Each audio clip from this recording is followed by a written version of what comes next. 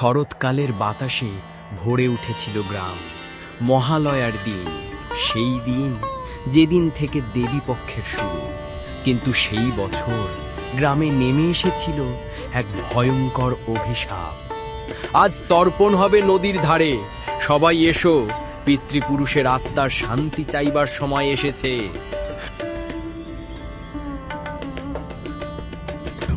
ওরে বাবা, দেখছিস জলের তলায় কিছু নড়ছে? জলটা এত কালো কেন? হাত দিলেই বরফের মতো ঠান্ডা লাগছে। এবছর দেবীর আগমন শান্ত নয়, কোনো অশুভ ছায়া এসে গেছে। রাতে গ্রামের সবাই রেডিও চালালো, কিন্তু মাঝ পথেই কণ্ঠ বদলে গেল।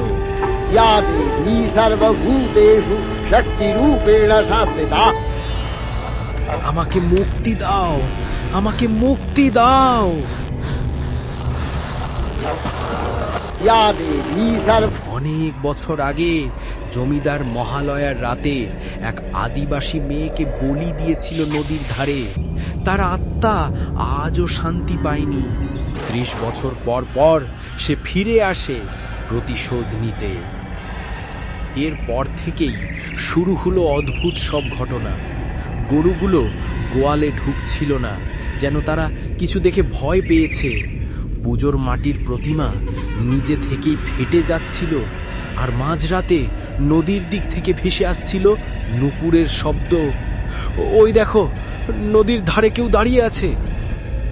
ওটা একটা মেয়ে, সাদা শাড়ি পরা। তার চোখ দেখে মনে হচ্ছে যেন আগুন ঝরছে।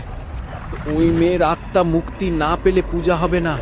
তার হাড় খুঁজে বের করে শান্তি দিতে হবে।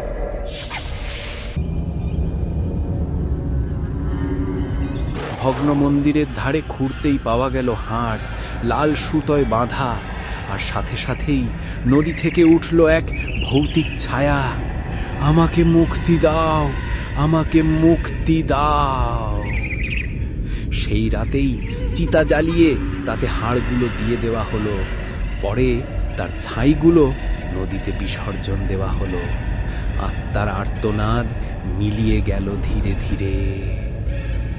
গ্রাম আবার শান্ত হলো। দুর্গাপূজা শুরু হলো নতুন করে। কিন্তু মানুষ ফিসফিস করে বলে, অভিশাপ শেষ হয়নি। পরের মহালয়ার রাতে সে আবার ফিরে আসতে পারে।